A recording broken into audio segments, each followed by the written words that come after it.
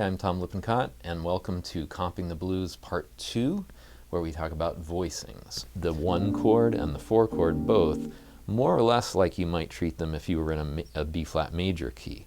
And of course what that means is the color tones are going to be natural 9, so there's the sound of that natural 9 on the B-flat chord, natural 13, and those sound less dissonant. They sound still colorful, but they don't sound as dissonant because they come from the B-flat major scale. They're both kind of consonant notes in there. I named each chord symbol based on what color tones there were, but it's all coming from this B-flat 7 chord.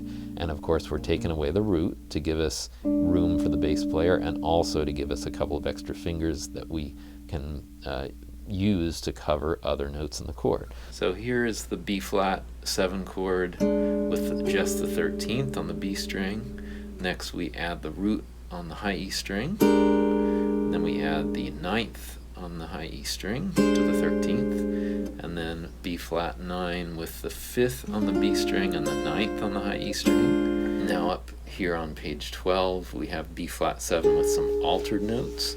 So flat 9 on the B string, sharp 9 on the B string, flat 9 and 5th on the high E string, flat 9 and sharp 11 on the high E string.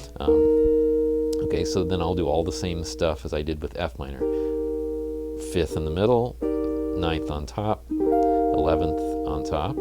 Example 33, F7. I'm starting by moving the E flat over here. Could put the, again, flat 13, sharp 11, flat 13, sharp 9, sharp 11, sharp 9, flat 13, sharp 11. This is my home bass, and then I know all my other available notes are around here.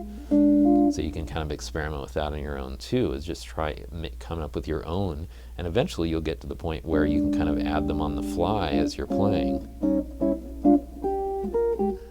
Now at the top of page 18 we have example 34, which finally is putting some of these voicings to work in a comping etude. And I'm adding color tones, of course, to these chords, putting, you know, some of the common things that we talked about to work here. So starting with this is a B-flat blues, so I'm starting with B-flat 13 with the root, and then with the 9th on top, splitting the chord up like we talked about in the first class, and then an E-flat 9.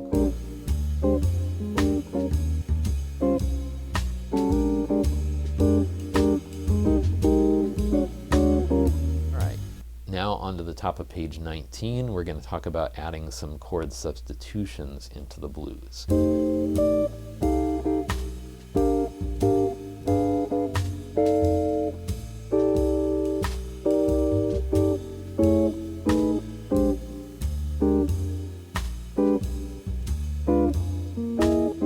Top of page 21 here now, example 36.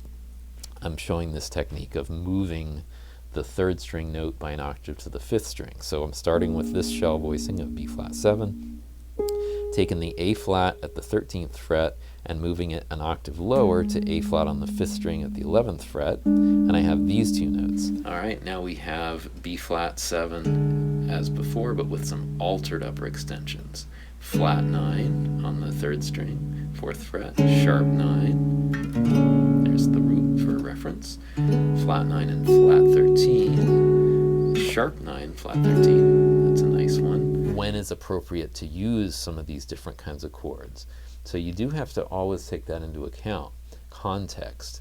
If I'm playing with a piano player, I'm playing in a full band with a bass and drums and piano. Very rarely am I going to be using any of these big, huge voicings because it's going to get way in the way of the piano player. These are more reserved for when I'm playing where I'm the only chord instrument in the band. Finally, on page 26, example 39 is a 2-chorus comping etude that gets us into some of these more rich, thicker voicings that have the 3rds and the 7ths on the lower strings.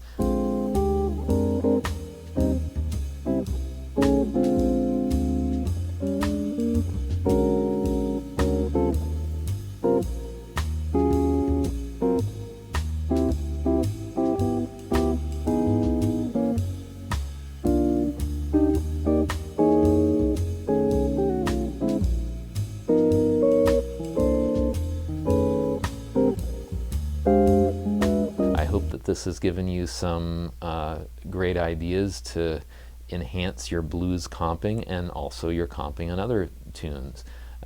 Both parts 1 and part 2 of this class could be definitely applied to other forms than just the blues. So I really hope that this will spur your interest and get you to explore some of these other possibilities that we've gone over, maybe learn some of the voicings that I laid out, but find some of your own as well.